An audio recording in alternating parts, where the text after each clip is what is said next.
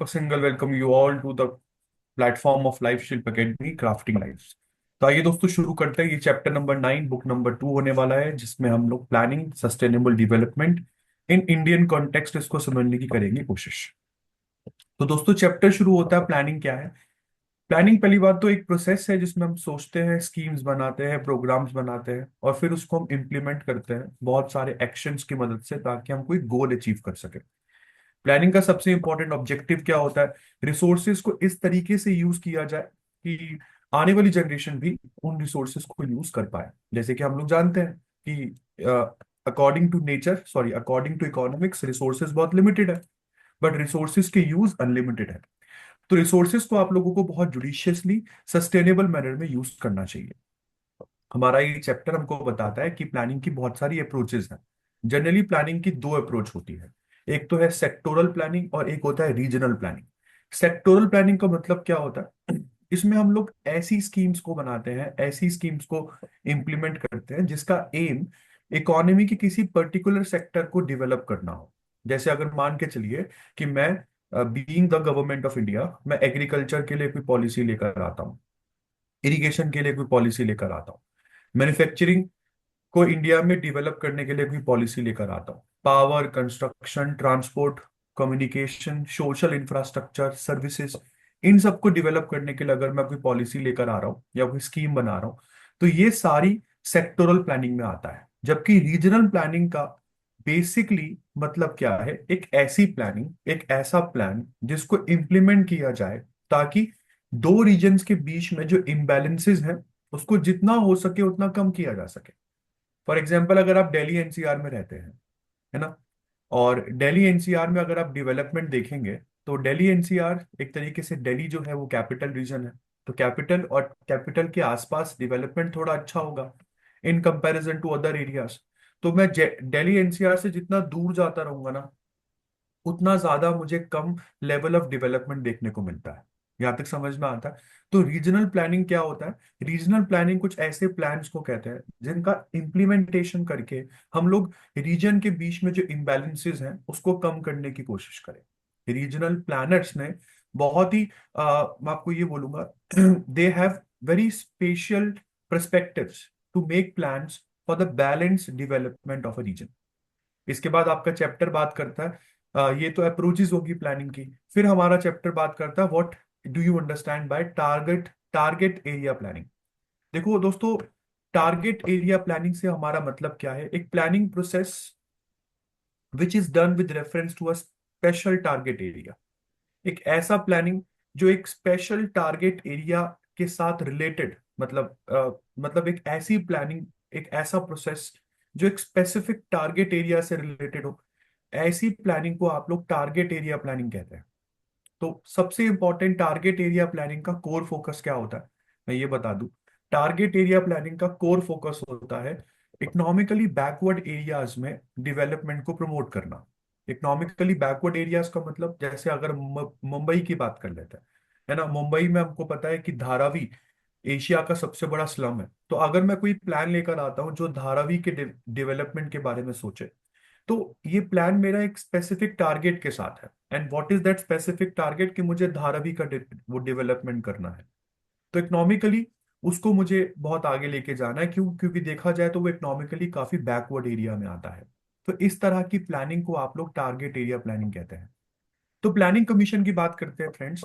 Planning commission आप लोगों को पता है, खैर अब तो नहीं है क्योंकि अब प्लानिंग कमीशन की जगह नीति आयोग है। तो जब 1950 में प्लानिंग कमीशन को बनाया गया था, प्लानिंग कमीशन के सामने इंडिया के 5 ईयर प्लान्स को इंट्रोड्यूस करना, उसको लागू करना, ये एक बहुत बड़ा चैलेंज हुआ करता था। तो प्लानिंग कमीशन ने इंडिया में ये टारगेट एरिया प्लानिंग, ये टारगेट ग्रुप अप्रोचेस, ये सब चीजें इंडिया में इन्होंने इंट्रोड्यूस करी थी।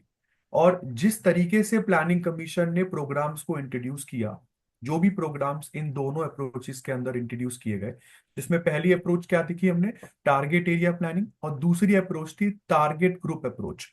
तो दोनों ही अप्रोचेस में प्लानिंग कमीशन ऑफ इंडिया ने जो प्लान्स को इंट्रोड्यूस किया, वो आपके सामने कुछ इस तरीके से है। सबसे पहले अगर मैं टारगेट एरिया प्रोग्राम की बात करता हूं, जैसे कि मैंने अभी आपको बताया, कोई भी ऐसा प्रोग्राम जो किसी एक पर्टिकुलर एरिया में, इकोनॉमिकली बैकवर्ड एरिया में, जो डेवलपमेंट को प्रमोट करे। इसका कोर फोकस रहता है टारगेट एरिया प्रोग्राम में। और टारगेट एरिया प्रोग्राम में हमारा चैप्टर हम लोगों को चार तरीके के प्रोग्राम्स बताता है। पहला, command area development program. Second, drought prone area development program. Third, desert development program. Fourth, hill area development program. अगर हम इन चारों की चारों प्लानिंग पीरियड को देखें तो ऐसा लग रहा है कि सर किसी एक पर्टिकुलर एरिया के बारे में बात कर रहे हैं। तो ऑफ कोर्स मैं ये कह सकता हूं कि टारगेट एरिया प्लानिंग जो है वो एक तरीके का रीजनल प्लानिंग में आता है ना। क्यों? क्योंकि आप एक रीजनल इम्बैलेंस को कम करने की यहाँ पर कोशिश कर रहे हैं। Command area development program, drought prone area development program. Drought prone area development program में हम जनरली उन एरियाज को फोकस करते हैं जहाँ पे ड्रॉट ज्यादा आते हैं।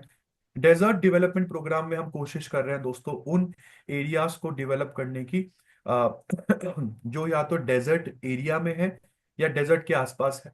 क्यों? क्योंकि यहाँ पर रेनफॉल नहीं होती है, क्लाइमेट काफी ज्यादा एरिड रहता है और एग्रीकल्चर हो नहीं सकता। तो इसलिए यहाँ के फार्मर्स को इकोनॉमिकली सपोर्ट करने के लिए या तो आपको अलग से फर्टिलाइजर्स देने पड़ेंगे, इरिगेशन का इंतजाम करना पड़ेगा, आपको काफी सारी चीजों का यहाँ पर ध्यान रखना पड़ेगा। उसी तरीके से हिल एरिया डेवलपमेंट प्रोग्राम में भी सेम टू सेम हो गया। क्योंकि आपको पता है हिली रीजन है, हिली रीजन है तो बहुत सारी चीजें यहाँ पर सोचनी समझनी पड़ेंगी। क्यों? क्योंकि रिसोर्सेज बहुत आसानी से नहीं मिलेंगे, डेंसिटी ऑफ पॉपुलेशन बहुत कम होगी, और जो रिसोर्सेज अवेलेबल है भी उनको लिए या उनके लिए बहुत दूर दूर तक ट्रेवल करना पड़ेगा, राइट। तो ये तो हो गए टारगेट एरिया प्रोग्राम। अब हम बात करते हैं target group programs. Target group programs में हम जनरली किसी स्पेसिफिक ग्रुप को यहाँ पर देख रहे हैं और उनको इकोनॉमिकली प्रमोट कर रहे हैं। जैसे स्मॉल फार्मर्स डेवलपमेंट एजेंसी, जैसे marginal farmers development agency. India में स्मॉल फार्मर्स और अगर मार्जिनल फार्मर्स की थोड़ी थोड़ी हम बात कर लेते हैं।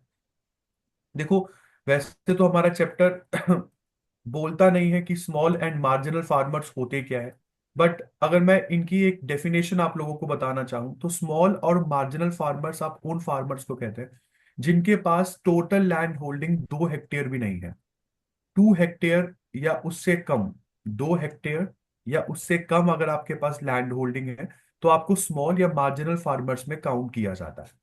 तो टारगेट ग्रुप प्रोग्राम्स में आपके पास स्मॉल फार्मर्स डेवलपमेंट एजेंसी आ गया, मार्जिनल फार्मर्स डेवलपमेंट एजेंसी आ गया, जहाँ पे पर्टिकुलरली आप स्मॉल फार्मर्स और मार्जिनल फार्मर्स को सेंटर में रख के डेवलपमेंट प्रोसेस को आगे बढ़ा रहे हैं।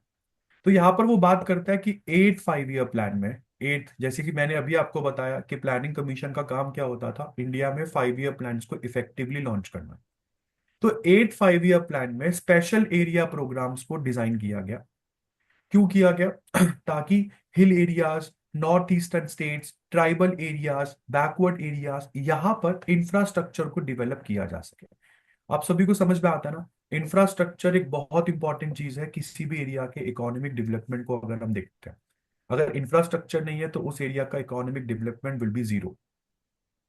तो यहाँ पर वो बात करता है कि 8 5 ईयर प्लान में, which is very very important, अगर आप लोगों से पूछा जाए कि ये 8 5 ईयर प्लान कब आया था, तो देखिए दोस्तों, 8 5 ईयर प्लान का ड्यूरेशन वाज अबाउट 1992 से 1997।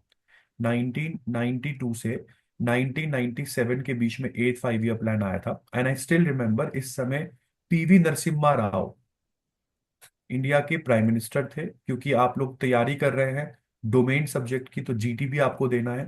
पीवी नरसिम्हा राव इस समय देश के पीएम थे। और डॉक्टर मनमोहन सिंह, बहुत इंपॉर्टेंट है, डॉक्टर मनमोहन सिंह इस समय इंडिया के फाइनेंस मिनिस्टर थे। तो इसी 8 5 ईयर प्लान में डॉक्टर मनमोहन सिंह जो है वो न्यू इकोनॉमिक पॉलिसीज लेकर आते हैं, इंडिया का जीडीपी बहुत शानदार तरीके से बढ़ता है। 8 5 ईयर प्लान का मुख्य जो ऑब्जेक्टिव था वो इंडिया की इकोनॉमी को ओपन करना था। तो बहुत सारा पैसा हम लोगों को यहाँ पर फॉरेन डायरेक्ट इन्वेस्टमेंट में मिला। तो इस 5 ईयर प्लान में पहली बार यहाँ पर कुछ, मैं तो ये बोलूंगा ये टारगेट एरिया प्लान्स हैं, क्योंकि हिल areas, north eastern sector, backward tribal areas, यहाँ पर इंफ्रास्ट्रक्चर डेवलप करने की बात हो रही है। तो these were the target area programs. और स्पेशली किसी एक पर्टिकुलर टारगेट, एक पर्टिकुलर एरिया के बारे में बात कर रहे हैं तो इसलिए इसको स्पेशल एरिया प्रोग्राम्स भी कहा जाता है। इसमें सबसे पहले हम लोग बात कर लेते हैं हिल एरिया डेवलपमेंट प्रोग्राम के बारे में। हिल एरिया डेवलपमेंट प्रोग्राम को 5th 5 ईयर प्लान में इंट्रोड्यूस किया गया था। 5th 5 ईयर प्लान जिसमें इंडिया के 15 डिस्ट्रिक्ट्स को कवर किया। ज्यादातर ये डिस्ट्रिक्ट हिली डिस्ट्रिक्ट्स थे, जो कि यूपी, अब यूपी में हिली डिस्ट्रिक्ट कहाँ से आ गए यार? क्योंकि 2000 में, आपको पहले पहले बता दूं, अगर हम उत्तराखंड की बात करते हैं तो उत्तराखंड जो है वो सन 2000 में बना था। 9 नवंबर सन 2000 में आप लोगों को यहाँ पर उत्तराखंड देखने को मिलता है। और इससे पहले जो उत्तराखंड था दोस्तों, वो हमारा यूपी का पार्टी था। उत्तराखंड यूपी का पार्टी था। तो ये 5th 5 ईयर प्लान की बात कर रहा है। 5th 5 ईयर प्लान 1974 से 78 तक चला था। इसको मैं 5 साल पूरा क्यों नहीं चला पाया, क्योंकि इसी टाइम पीरियड में ना इंदिरा गांधी ने इमरजेंसी भी लगाई थी। तो 5th 5 ईयर टाइम पीरियड के दौरान इस हिल एरिया डेवलपमेंट प्रोग्राम को इंदिरा गांधी गवर्नमेंट लेकर आती है। इसमें इंडिया के 15 डिस्ट्रिक्ट्स को कवर किया गया था। ज्यादातर ये districts UP, Mikir hills, north Cachar hills of Assam, Darjeeling hills of west Bengal, Nilgiris hills of Tamil Nadu, generally in hilly areas के 15 डिस्ट्रिक्ट को ये कवर करता था। इस हिल एरिया डेवलपमेंट प्रोग्राम का एम क्या था? इस हिल एरिया डेवलपमेंट प्रोग्राम का एम था कि हिली एरियाज पर जो लोकल रिसोर्सेज मिलते हैं, लोकल रिसोर्सेज, उसी को इस तरीके से यूज किया जाए, लोकल रिसोर्सेज को ही इस तरीके से यूज किया जाए कि वहां पर कुछ इंडस्ट्रीज को डेवलप कर सके हम। जैसे horticulture, plantation, agriculture, animal husbandry, forestry, small scale village based industries. ऐसी इंडस्ट्रीज को अगर हम वहां पे डेवलप कर पाए, उनके लोकल रिसोर्सेज को यूज करके, तो ऐसे में उनका ज्यादा फायदा हो जाएगा। समझ रहे हैं आप लोग? मतलब देखो, बाहर से रिसोर्सेज को लेकर आना, उसके बाद इंडस्ट्री डेवलप करना बड़ा मुश्किल काम है ये। क्यों? क्योंकि ऐसे में ना फिर आप डिपेंडेंट हो जाते हैं दूसरे एरियाज के ऊपर। इससे अच्छा क्या है कि अगर मैं लोकली अवेलेबल रिसोर्सेज को इस तरीके से यूज करूं कि आपको horticulture, plantation, agriculture, animal husbandry, forestry, small and village based industries, ये सब अगर मैं आपके लोकल रिसोर्सेज के दम पर स्टार्ट कर सकूं तो आपका एरिया जल्दी डेवलप होगा। तो इस हिल एरिया डेवलपमेंट प्रोग्राम का यही एम था। उसके बाद ड्रॉट प्रोन एरिया प्रोग्राम्स की बात करते हैं। तो ड्रॉट प्रोन एरिया प्रोग्राम ये भी 5th 5 ईयर प्लान से पहले लाया गया था। 4th 5 ईयर प्लान में, 4th 5 ईयर प्लान का टाइम पीरियड 1969 से 74 था फ्रेंड्स।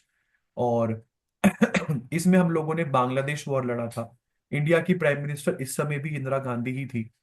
तो ड्रॉट प्रोन एरिया प्रोग्राम में हम जनरली इस पूरे की पूरे प्लान को फोकस किया बेसिकली एम्प्लॉयमेंट अपॉर्चुनिटीज को जनरेट करने के ऊपर।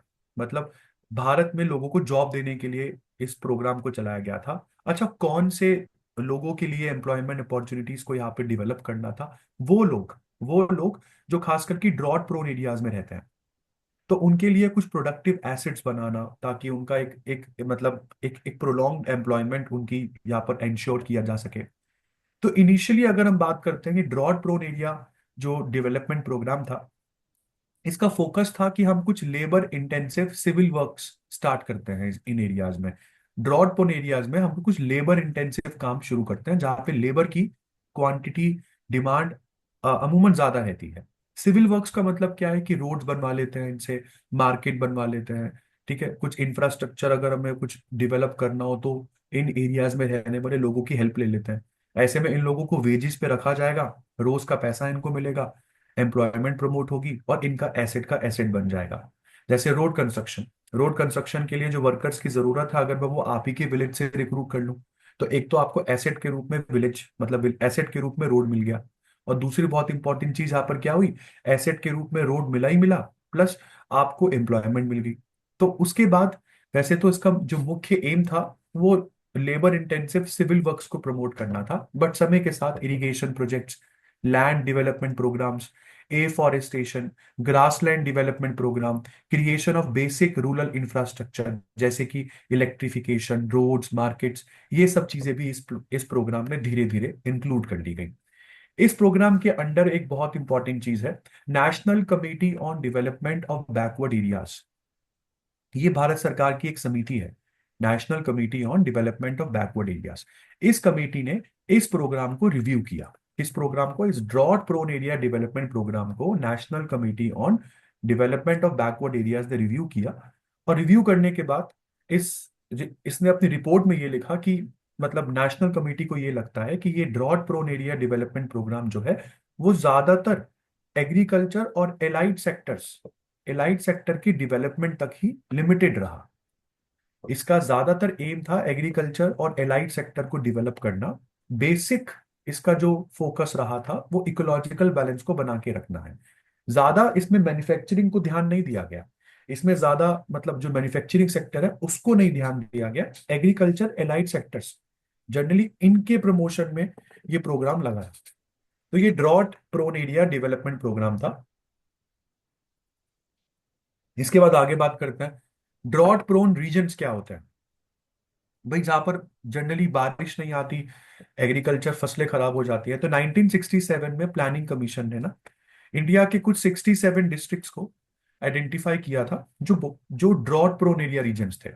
इरिगेशन कमीशन 1972 बनाई गई, जिसने ड्रॉट प्रोन एरियाज को डिमार्केट किया और एक क्राइटेरिया इंट्रोड्यूस कर दिया, 30% ऑफ इरिगेटेड एरिया। मतलब 1972 की इरिगेशन कमीशन ने बोला कि ऐसे एरियाज जहां पर एग्रीकल्चरल लैंड्स जितने भी हैं जहां पर एग्रीकल्चर होता है, हमने पढ़ा है कुछ अपना रेन फेड एग्रीकल्चर होता है, कुछ इरिगेटेड एग्रीकल्चर होता है।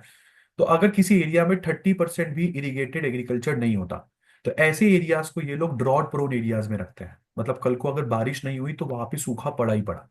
समझ रहे हैं? तो ड्रॉट प्रोन एरियाज इंडिया में वो एरियाज हैं जो सेमी एरिड और एरिड रीजन ऑफ राजस्थान में आते हैं, Gujarat, western Madhya Pradesh, Marathwada region of Maharashtra, Rayalaseema, Telangana plateau, Karnataka plateau, highlands and interior parts of Tamil Nadu. Generally इन इलाकों में दोस्तों अमूमन बारिश कम होती है। इसके बाद आगे बात करते हैं। हमारा चैप्टर हम लोगों को केस स्टडी पर लेके चलता है। जनरली इस पूरे चैप्टर में आप लोगों को दो केस स्टडीज पढ़नी है। सबसे पहली केस स्टडी आ रही है यहाँ पर भरमौर रीजन की। आपको सबसे पहले तो भरमौर रीजन का ये लोकेशन बता देता है। हमारा चैप्टर बोलता है कि भरमौर रीजन जो है वो 32 डिग्री 11 मिनट नॉर्थ से लेकर 32 डिग्री 41 मिनट नॉर्थ लेटीट्यूड्स और 76 डिग्री 22 मिनट ईस्ट से लेकर 76 डिग्री 53 मिनट ईस्ट लॉन्गिट्यूड के बीच में है। भरमौर रीजन का टोटल एरिया 1818 किलोमीटर स्क्वायर है और ये रीजन ज्यादातर ज्यादातर 1500 से 3700 मीटर ऊंचा है then the mean sea level. ठीक है जी। अब मैं भरमौर रीजन की बात करता हूँ। हमारा चैप्टर बोलता है कि इस रीजन में पर्टिकुलरली गड्डी कम्युनिटी रहती है, गड्डी जो कि एक ट्राइबल कम्युनिटी है। और सबसे इंपॉर्टेंट चीज, भरमौर रीजन जो है ये जनरली चारों तरफ से बड़े बड़े माउंटेन से घिरा हुआ है। जैसे यहाँ पर नॉर्थ में भरमौर रीजन के पीर पांजाल रेंज चलती है, धौलाधर रेंज चलती है इसके साउथ में। ईस्ट में बात करते हैं तो धौलाधर रेंज का ही एक्सटेंशन आपको देखने को मिलता है जो पीर पांजाल से मर्ज हो जाती है रोहतांग पास के पास। मतलब एक तरीके से भरमौर रीजन के चारों तरफ आपको बड़ी बड़ी लॉफ्टी हिल्स देखने को मिलती है। ज्यादातर जो ट्राइबल कम्युनिटी यहाँ पे रहती है वो गड्डी है। और क्योंकि रोहतांग पास की बात हो रही है तो उसके पास से ही निकलती है रिवर रावी। तो रावी और उसकी ट्रिब्यूटरीज जैसे कि बुधहिल और तुंदाहन, तो बुधहिल, तुंदाहन और रावी जैसी नदियां इस रीजन के बीचों बीच निकलती है। तो यहाँ पर पानी की समस्या जनरली ये तीनों नदियां पूरी करती हैं। ये इस इन रिवर्स ने ना इस पूरे की पूरे एरिया को, भरमौर रीजन को, चार फिजिशियोग्राफिक डिविजन्स में बांट दिया है। मतलब इन तीन रिवर्स की मदद से ये रीजन चार एक तरीके से ग्रुप्स में बट गया है। चारों ग्रुप का नाम यहाँ पर रखा गया होली, खानी, कुगती और टुंडा एरियाज। तो होली, खानी, कुगती एंड टुंडा एरियाज। तो भरमौर जैसे कि हम देख रहे हैं हिली एरियाज है, चारों तरफ से बड़ी बड़ी हिल्स से सराउंडेड है। तो भरमौर काफी फ्रीजिंग वेदर कंडीशंस को एक्सपीरियंस करता है। विंटर में सिचुएशन और ज्यादा यहाँ पर मतलब मुश्किल हो जाती है। जनवरी में टेम्परेचर 4 डिग्री सेल्सियस के आसपास, जुलाई में 26 डिग्री सेल्सियस के आसपास टेम्परेचर रहता है। इस पूरे के पूरे ट्राइबल एरियाज में भरमौर और होली तहसील की अगर मैं बात करता हूं तो this Bharmour tribal area comprises Bharmour and Holi tehsils of Chamba districts of Himachal Pradesh. और आपको बता दूं ये पूरा की पूरा भरमौर रीजन जो है ये एक नोटिफाइड ट्राइबल एरिया है 1975 से ही, 1975 से ही। अब भरमौर के बारे में ये बोलता है कि सर एक तो क्लाइमेट बहुत हार्श है, रिसोर्स बेस काफी बहुत मतलब काफी कम देखने को मिलता है, एनवायरनमेंट काफी फ्रेजाइल है। मतलब आपके सामने ही है ना, एनवायरनमेंट काफी फ्रेजाइल है। इसकी वजह से भरमौर की इकोनॉमी, भरमौर की सोसाइटी पर अच्छा इफेक्ट नहीं आता। जैसे अगर हम गड्डीज की बात करते हैं, यहाँ पर रहने वाला ट्राइबल कम्युनिटी गड्डी, इनको बहुत ही ज्यादा जियोग्राफिकल और पॉलिटिकल आइसोलेशन का सामना करना पड़ता है। क्यों? क्योंकि यार मैंने बोला कि हिमाचल प्रदेश के बाकी डिस्ट्रिक्ट से काफी कटा कटा सा है, चारों तरफ से तो बड़ी बड़ी हिल से सराउंडेड है। तो एक तो ज्योग्राफिकली भी अलग हो गया, पॉलिटिकली भी आइसोलेटेड हो गया, बहुत ज्यादा लोग नहीं रहते हैं, तो इसलिए यहाँ पर राजनेता पॉलिटिकल पार्टी ज्यादा ध्यान नहीं देती है। और जो रीजन काफी आइसोलेशन में रहता है ना, धीरे धीरे सोशियो इकोनॉमिक तरीके से भी वो रीजन डिप्राइव होने लगता है। यहाँ पे रहने वाले लोगों की इकोनॉमी ज्यादातर एग्रीकल्चर और एलाइड एक्टिविटीज पर चलती है। जैसे गड्डी कम्युनिटी का सबसे इंपॉर्टेंट वेल्थ है उनका गोट, उनकी शीप। तो ये शीप और गोट रियरिंग पर मतलब पूरी तरीके से निर्भर होते हैं। और कहा यह जाता है कि कुछ समय के लिए ये मूव भी करते हैं, अपने जानवरों के साथ मूव करते हैं।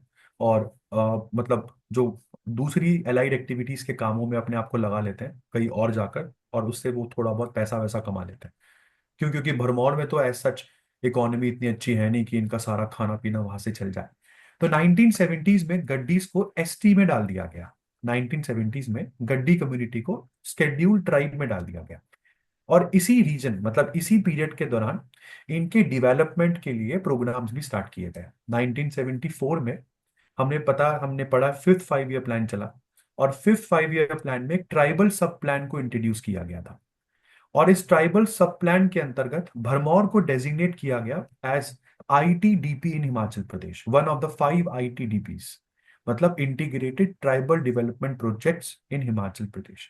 तो एक तरीके से सरकार ने 1974 में फिफ्थ 5 ईयर प्लान के अंतर्गत भरमौर को एक प्राथमिकता दी कि भाई हिमाचल प्रदेश के 5 ऐसे रीजन्स हैं, ट्राइबल एरियाज है जिनको डेवलप करना बहुत जरूरी है, और उन 5 एरियाज में एक यहाँ पर भरमौर को रखा गया। तो इंटीग्रेटेड ट्राइबल डेवलपमेंट प्रोजेक्ट्स में आने का फायदा क्या हुआ? कुछ एम्स और इसकी प्रायोरिटीज देख लेते हैं। जैसे सबसे पहला प्रायोरिटी सरकार का ये रहा कि गड्डी कम्युनिटी का स्टैंडर्ड ऑफ लिविंग, इनका क्वालिटी ऑफ लाइफ इंप्रूव करेंगे। उसके बाद भरमौर, हिमाचल प्रदेश के भरमौर और बाकी डिस्ट्रिक्ट्स के बीच में जो ये रीजनल इम्बैलेंसेस देखने को मिलते हैं, इस रीजनल इम्बैलेंस को जितना हो सके उतना कम करने की कोशिश करेंगे। जैसे कि मैंने आपको पहले भी बताया कि टारगेट एरिया प्लानिंग में सबसे इंपॉर्टेंट चीज यही होती है कि रीजनल इम्बैलेंसेस को कम करना। और सबसे ज्यादा प्रायोरिटी, जैसे कि मैंने यहाँ पर आपको पहले भी बताया था, कि भरमौर रीजन काफी ज्यादा जोग्राफिकली और पॉलिटिकली आइसोलेटेड रहा है, जिसकी वजह से ये सोशो इकोनॉमिक तरीके से भी डिप्राइव होता चला गया। क्यों? क्योंकि ट्रांसपोर्ट कम्युनिकेशन बहुत अच्छा नहीं है यहाँ पर। इस एरिया को बाकी सब एरियाज के साथ बढ़िया कनेक्टिविटी नहीं मिलती। तो सबसे ज्यादा प्रायोरिटी यहाँ पर ट्रांसपोर्ट कम्युनिकेशन को बेहतर करने में दी गई। एग्रीकल्चर एलाइड एक्टिविटीज को और बेहतर करने में दी गई ताकि भरमौर रीजन में रहने वाले गड्डीज का यहाँ पर डेवलपमेंट हो सके। बट अब इंटीग्रेटेड डेवलपमेंट प्रोजेक्ट की कुछ ना कुछ शॉर्टकमिंग्स तो होगी। तो इस इंटीग्रेटेड ट्राइबल डेवलपमेंट प्रोग्राम की शॉर्टकमिंग्स क्या थी, लिमिटेशंस क्या थी? जैसे सबसे इंपॉर्टेंट चीज, इतना सब कुछ करने के बाद भी कुछ एरियाज ऐसे रह गए जहां पर इंफ्रास्ट्रक्चरल डेवलपमेंट नहीं हो पाया। जैसे कि हम भरमौर की ही बात कर लेते हैं, तो भरमौर को मैंने बताया था 4 बड़े बड़े फिजिशियोग्राफिक डिविजन्स पे बांटा जाता है। तो कुछ टुंडा और कुगती एरियाज में कुछ रिमोट विलेजेस हैं, बहुत दूर की विलेजेस हैं। उन विलेजेस में आज भी एग्रीकल्चरल डेवलपमेंट के नाम पर कुछ नहीं हुआ, इंफ्रास्ट्रक्चर डेवलपमेंट वहां पे नहीं हुआ। वहां पर आज भी क्रॉप्स को ट्रेडिशनल मेथड से ही कल्टीवेट किया जाता है। वो बात अलग है कि पेस्टोरलिज्म काफी ज्यादा डिक्लाइन हुआ है। पेस्टोरलिज्म का मतलब ये जानवरों को लेकर जो घूमते हैं, वो काफी ज्यादा डिक्लाइन हुआ है। क्यों? क्योंकि जैसे कि मैंने बताया था कि गड्डीज पहली बात तो काफी काफी मोबाइल है। क्यों? क्योंकि इनका बहुत बड़ा सेक्शन जो है वो एक स्पेसिफिक सीजन में माइग्रेट कर जाता है भरमौर से बाहर, और हिमाचल प्रदेश के बाकी सब रीजन्स में ये जाते हैं और मतलब अपनी अपनी लाइवलीहुड को कमाने का वहां पर कोशिश करते हैं। तो very last section of them ये माइग्रेट कर जाते हैं कांगड़ा। कब? विंटर्स के टाइम पीरियड में, या कांगड़ा के आसपास के एरियाज में। और वहां पर काम करके ये जनरली पैसे कमाते हैं, अपने आप को थोड़ा बहुत इकोनॉमिकली सपोर्ट करते हैं। तो आज की डेट में 5 ईयर प्लान्स तो नहीं चलते हैं, क्योंकि भाई ये भरमौर रीजन का डेवलपमेंट तो चलो फिफ्थ 5 ईयर प्लान से हम लोग देखते हैं कि स्टार्ट हुआ था। बट अब तो 5 ईयर प्लान नहीं चलते हैं, क्योंकि 5 ईयर प्लान तो चलते थे तब जब प्लानिंग कमीशन थी। प्लानिंग कमीशन तो 2015 से ही रिप्लेस हो गई है और उसकी जगह पर नीति आयोग आ गई है इंडिया में। आपको बता दूं, आजकल प्लानिंग कमीशन नहीं है तो 5 ईयर प्लान्स भी नहीं है इंडिया में। आप 15 ईयर विजन डॉक्यूमेंट चल रहा है, जिसको आप लोग विजन डॉक्यूमेंट 2030 कहते हैं। कब से? 2017 से। क्यों? क्योंकि लास्ट 5 ईयर प्लान था 12 5 ईयर प्लान। और दोस्तों 12 5 ईयर प्लान एंड हो गया था 2017 में। तो 2017 से विजन डॉक्यूमेंट 2030 चल रहा है इंडिया, जो कि इंडिया को आने वाले 15 सालों तक कैसा देखता है इसके बारे में बात करता है। फिर हमारा चैप्टर लेके चलता है हमको एक बहुत इंपॉर्टेंट टर्म की तरफ, सस्टेनेबल डेवलपमेंट। उसके बाद हम लोग सेकंड केस स्टडी भी देखेंगे। हमको पता है सस्टेनेबल डेवलपमेंट जनरली क्या है। सस्टेनेबल डेवलपमेंट का कंसेप्ट 20th सेंचुरी में इवॉल्व हुआ था, ठीक है जी। और सस्टेनेबल डेवलपमेंट का मतलब है holistic development of India, holistic development of any reason.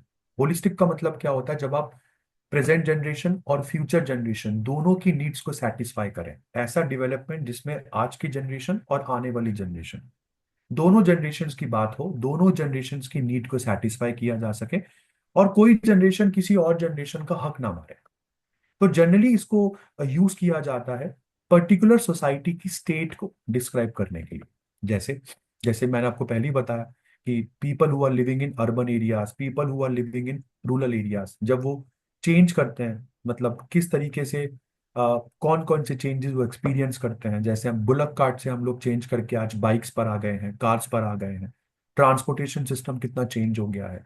कि डेवलपमेंट आज जो हो रही है, इन डेवलपमेंट का मतलब ये नहीं है कि आप फ्यूचर जनरेशन की नीड्स के साथ कॉम्प्रोमाइज करेंगे। तो सस्टेनेबल डेवलपमेंट एक बहुत ही मल्टी डायमेंशनल कंसेप्ट है। क्यों? क्योंकि जैसे कि मैंने बोला कि इसमें जनरली पॉजिटिव चीजों को ज्यादा सिग्निफाई किया जाता है। And what is positive? कि आने वाली जनरेशन, फ्यूचर जनरेशन की नीड्स के साथ कोई कॉम्प्रोमाइज नहीं करेगा। जैसे आप लोगों को रिसोर्सेज मिले हैं वैसे उनको भी मिलने चाहिए। तो आखिरकार सस्टेनेबल डेवलपमेंट का ये कॉन्सेप्ट इवॉल्व कैसे होता है? अच्छा, एक और बहुत इंपॉर्टेंट चीज जो हमारा चैप्टर बोलता है, सस्टेनेबल डेवलपमेंट बात करता है irreversible transformation of economy, society and environment. ये तो सभी को पता है कि समय बदलेगा, इकोनॉमी, सोसाइटी, एनवायरनमेंट चेंज होगा, और इरिवर्सिबल मैनर में चेंज होगा। भाई आज 1830 की इकोनॉमी आज 2025 की इकोनॉमी थोड़ी ना है। 1830 में जो सोसाइटी थी, आज 2025 की सोसाइटी वो थोड़ी ना है। और आज मैं चाहूं भी तो 2025 में 1830 की सोसाइटी को वापस नहीं ला सकता, या 1830 के एनवायरनमेंट को वापस नहीं ला सकता। तो जब सब चीजें समय के साथ बदलती ही हैं, तो क्यों ना उसको पॉजिटिव मैनर में चेंज किया जा सके। तो सस्टेनेबल डेवलपमेंट आखिरकार इसकी शुरुआत कब होती है, कैसे कैसे लोग इसके बारे में बात करते हैं? तो जनरली यार 1960s के लेटर ईयर्स में जब एनवायरमेंटल इश्यूज दुनिया भर में बढ़ने लगते हैं ना, तब कहीं ना कहीं लोगों के मन में, लोगों के दिमाग में एक अवेयरनेस जागती है। लोग डेवलपमेंट से रिलेटेड चीजों के बारे में बात करना शुरू करते हैं। खास करके एनवायरमेंटल इश्यूज वेस्टर्न वर्ल्ड में ज्यादा देखे जा रहे थे। तो यहाँ पर लोगों ने कहीं ना कहीं सोचना शुरू किया कि ये इंडस्ट्रियल डेवलपमेंट की वजह से तो नहीं हो रहा है। 1968 में पॉपुलेशन बॉम्ब नाम का एक आर्टिकल पब्लिश किया एरलिच ने। उसके बाद 1972 में the limits to growth by Meadows, ये आर्टिकल भी पब्लिश किया जाता है। और इन दो बड़े बड़े आर्टिकल्स की वजह से एनवायरमेंटलिस्ट और लोगों के मन में जो डर था वो और ज्यादा, मतलब वहां पर बढ़ने लगता है कि कल को ऐसा तो नहीं है कि जो इंडस्ट्रियल डेवलपमेंट हम लोग कर रहे हैं, वो इंडस्ट्रियल डेवलपमेंट ही आज इन सभी तेजी से बदलने वाले एनवायरनमेंट या एनवायरमेंटल चेंजेस के पीछे क्या यही तो रिस्पॉन्सिबल नहीं है? तो इतना सब कुछ होता है। तो फिर अब आगे बात करते हैं कि आखिरकार सस्टेनेबल डेवलपमेंट का ये कंसेप्ट आया कहाँ से। Mission on environment and development इसको सेटअप करता है। क्यों? क्योंकि जैसे जैसे वर्ल्ड कम्युनिटी अब अपने कंसर्न्स को रेस करने लग रही थी एनवायरमेंटल इश्यूज के ऊपर, तो कहीं ना कहीं जरूरत महसूस की जाने लगी कि हम लोगों को कमीशन बनानी चाहिए जो इस बढ़ती प्रॉब्लम का कुछ तो सोल्यूशन निकाले, कुछ तो वो बात लोगों को बताए। तो इस कमीशन का जो मेंबर, जो चेयरमैन रखा गया, वो नॉर्वे के प्राइम मिनिस्टर मिस्टर ग्रो हरलेम ब्रटलैंड रखे गए। तो मिस्टर ग्रो हार्डलैम ब्रेटलैंड के द्वारा एक रिपोर्ट पब्लिश की जाती है। ये कमीशन सारे के सारे एनवायरमेंटल इश्यूज को पढ़ती है और एक रिपोर्ट पब्लिश करती है, जिस रिपोर्ट का टाइटल रखा गया our common future. Our common future, इस रिपोर्ट को ब्रेटलैंड रिपोर्ट भी कहते हैं। और दोस्तों 1987 में ये रिपोर्ट आती है। अच्छा, एक चीज मैं आपको पहले ही बता दूं, 1987 के आसपास ही पूरे वर्ल्ड में एक प्रोटोकॉल भी साइन हो रही थी, जिस प्रोटोकॉल को मॉन्ट्रियल प्रोटोकॉल कहते हैं। तो 1987 में मॉन्ट्रियल प्रोटोकॉल भी साइन हो रही थी। मॉन्ट्रियल प्रोटोकॉल ने बैन कर दिया था ओजोन डिप्लीटिंग सब्सटेंसेस को। तो ओजोन लेयर में होल हो रहा है, ये सब चीजें भी 1987 में साइड बाय साइड चल रही हैं। तो आपको अब थोड़ा अच्छा समझ में आएगा कि ब्रटलैंड रिपोर्ट क्या बोल रही थी। तो ब्रटलैंड रिपोर्ट जो नॉर्वेजियन प्राइम मिनिस्टर ने पब्लिश करी, इस रिपोर्ट में पहली बार सस्टेनेबल डेवलपमेंट का डेफिनेशन दिया गया। इस रिपोर्ट में कहा गया कि कोई भी ऐसा डेवलपमेंट जिसमें प्रेजेंट जनरेशन की नीड्स तो पूरी हो, जिसमें प्रेजेंट जनरेशन की नीड्स पूरी हो, मगर फ्यूचर जनरेशन की किसी भी जो नीड है उसको कॉम्प्रोमाइज किए बिना, मतलब फ्यूचर जनरेशन की डिमांड्स उनको कॉम्प्रोमाइज किए बिना प्रेजेंट जनरेशन की नीड्स पूरी हो, ऐसे डेवलपमेंट को सस्टेनेबल डेवलपमेंट कहा जाना चाहिए। तो Indira Gandhi canal command area, अगर हम इसकी बात करते हैं फ्रेंड्स, तो ये हमारा अब दूसरा केस स्टडी आ गया जो इस चैप्टर में दे रखा है। पहली बात तो मैं Indira Gandhi canal command area को आप लोगों को मैप में शो करना चाहता हूं, एक बार इसको देखना।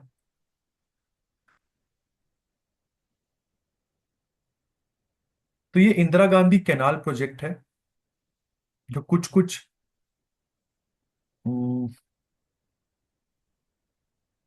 मतलब अगर मैं इंदिरा गांधी कैनाल प्रोजेक्ट को आप लोगों को दिखाऊं, तो ये मेरा क्रोम आपके सामने अभी खुलेगा 2 मिनट में, ये देखो। मेरे सर के ऊपर आपको मैप दिख रहा होगा।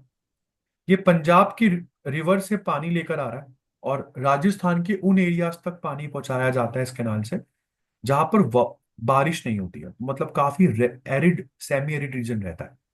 तो इस पूरे कंप्लीट एरिया में आप लोग इंदिरा गांधी कैनाल प्रोजेक्ट से पानी पहुंचाते हैं। तो मैंने बोला कि पहले तो पानी नहीं पहुंचता था। अब जब तुम लोगों ने पानी पहुंचाना शुरू किया तो जाहिर सी बात है, जब पानी जरूरत से ज्यादा पहुंचेगा तब भाई, पहले तो लोगों को पानी की एक, मैं ये बोलूंगा कि उनको समझ थी, उसकी वैल्यू करते थे। Indira Gandhi canal command area development project की वजह से अब लोगों ने उसकी वैल्यू खत्म कर दी। तो ये प्रोजेक्ट जो है ना, कि ऐसा कुछ हो सकता है पंजाब से पानी लेकर आएंगे, ऐसा कुछ कुंवर सेन ने इस प्रोजेक्ट के बारे में सोचा था 1948 में। और जिसकी वजह से ये प्रोजेक्ट 10 सालों के बाद सरकार के द्वारा 1958 में लॉन्च भी कर दिया गया। इस समय देश के पीएम पंडित नेहरू जी है। तो ये कैनाल कहाँ से, जैसे मैंने आपको मैप में दिखाया, पंजाब से ओरिजिनेट होती है ये कैनाल। तो पंजाब में हरी के बैरेज आपको देखने को मिलेगा। अब हरीके बैरेज के बारे में अगर हम बात करते हैं तो बहुत इंपॉर्टेंट बैरेज है। तो आपसे पूछा जाता है कि हरीके बैरेज जो है ये कौन सी नदी के ऊपर है। अगर आपसे ये पूछ लिया गया तो बस, हरीके बैरेज बेटा सतलुज नदी के ऊपर है। पहले तो आप ये मान के चलना कि ये हरीके बैरेज सतलुज रिवर के ऊपर है। तो सतलुज रिवर का पानी एक तरीके से आप लोग पंजाब से लेकर जा रहे हैं। तो हरीके बैरेज, ये कैनाल हरीके बैरेज के आसपास ओरिजिनेट होती है और पाकिस्तान बॉर्डर के साथ साथ पैरेलली जाती है, जैसे कि मैंने आपको मैप में दिखाया। तो इन टोटल अगर मैं डेजर्ट की बात करता हूं तो थार डेजर्ट में 40 किलोमीटर तक चलती है ये कैनाल। मतलब कंप्लीट थार डेजर्ट में 40 किलोमीटर तक ये कैनाल चलती है। Total planned length of the system is 9060 kilometre. जो टोटल प्लान्ड लेंथ रखी गई इस सिस्टम की वो 9060 किलोमीटर के आसपास रखी गई, जिससे राजस्थान के 19.6 लाख हेक्टेयर्स को पानी पहुंचाना इसका पूरा एम था। कि 19.63 लाख जो हेक्टेयर्स ऑफ लैंड है राजस्थान में, उन लोगों की इरिगेशन जरूरतें पूरी की जा सके। तो अब मैं बात करता हूं Indira Gandhi canal command area, ये जो है ये किस तरीके से काम करता है। तो कैनाल जो है ये दो तरीके की इरिगेशन सिस्टम पर काम करती है। पहला पहला फ्लो इरिगेशन सिस्टम और दूसरा है लिफ्ट इरिगेशन सिस्टम। थोड़ा बहुत समझ में भी आ रहा होगा। फ्लो इरिगेशन सिस्टम में तो कैनाल बना दिया आप लोगों ने, और लैंड का जैसा जैसा फ्लो है वैसे वैसे पानी फ्लो कर रहा है। तो फ्लो इरिगेशन सिस्टम में तो दिक्कत ही कोई नहीं। सबसे ज्यादा दिक्कत है लिफ्ट इरिगेशन सिस्टम, क्योंकि यहाँ पर लैंड का टोपोग्राफी कुछ ऐसा है और आपने यहाँ पर बड़ी बड़ी पाइपलाइंस बनाई हैं। तो लैंड की टोपोग्राफी के अगेंस्ट पानी को ऊपर लेके जाना, ये लिफ्ट इरिगेशन सिस्टम का काम है। तो फ्लो इरिगेशन सिस्टम जैसे राजस्थान के गंगानगर, हनुमानगढ़, बीकानेर डिस्ट्रिक्ट के जो नदर्न पार्ट्स हैं, यहाँ पर फ्लो इरिगेशन सिस्टम की हेल्प से 5.5 लाख हेक्टेयर लैंड को irrigation Indira Gandhi canal command area से मिल जाती है। बट ज्यादातर जो इस एरिया का मतलब इरिगेशन सिस्टम है वो फ्लो इरिगेशन सिस्टम है। फ्लो इरिगेशन सिस्टम में तकरीबन 14 लाख हेक्टेयर ऑफ लैंड को पानी पहुंचाना, वो भी फ्लो इरिगेशन सिस्टम में, बहुत मतलब छोटी मोटी बात नहीं है, काफी मुश्किल है। यहाँ पर बीकानेर के बहुत सारे डिस्ट्रिक्ट्स आ जाते हैं जो सदर्न पार्ट में है, जैसलमेर, बाड़मेर, जोधपुर, नागपुर, चूरू डिस्ट्रिक्ट। तो जैसे कि मैंने बोला कि यहाँ पर जनरली टोपोग्राफी के अगेंस्ट बड़ी बड़ी पाइप्स सरकार बिछाती है, और लैंड के टोपोग्राफी के अगेंस्ट आप पानी को ऊपर लेके जाते हैं। और सबसे इंपॉर्टेंट चीज यहाँ पर जैसे कि देखने वाली है, जो जो हम लोगों ने देखा भी इस पूरे राजस्थान में निकलने वाली इस कैनाल को, तो भाई डेजर्ट से जा रही है फ्लैट 40 किलोमीटर एरिया तो पूरा डेजर्ट में ही है। तो आप समझ सकते हैं कि डेजर्ट, एक तो पहली बात बहुत गर्म, सैंड ड्यून्स शिफ्ट होती रहती हैं। समर टेम्परेचर में, मतलब समर्स में टेम्परेचर 50 डिग्री से ऊपर पहुंच जाता है। तो इस इरिगेशन सिस्टम को इंट्रोड्यूस करना मिड 1980s में, उस समय काफी चैलेंजिंग टास्क था। देखो पैसे भी बहुत लगते हैं सरकार के, ऐसा नहीं है कुछ भी फ्री में हो जाता है। तो Indira Gandhi canal irrigation project का एनवायरनमेंट के ऊपर क्या प्रभाव रहा, आइए उसको पढ़ते हैं। कुछ पॉजिटिव भी रहे, कुछ नेगेटिव भी रहे। हमारा चैप्टर पॉजिटिव में बोलता है कि इस कैनाल इरिगेशन की वजह से अब पानी इतना हो गया भगवान की कृपा से कि राजस्थान में सॉइल्स में मॉइस्चर कंटेंट अवेलेबिलिटी काफी अच्छी हो गई। तो यहाँ पर जो आपका एफॉरेस्टेशन ड्राइव है, क्रॉप जो तरह तरह की क्रॉप्स हैं उसको डेवलप किया जाने लगा, उसको जो ग्रो किया जाने लगा, इकोनॉमी में एग्रीकल्चर का जो रेलेवेंस है वो बढ़ गया। पास्चर लैंड डेवलप किए जाने लगे जहां पर जानवर जाके चारा वारा खा सकते हैं। तो मतलब पूरा हरा भरा हो गया ये रीजन।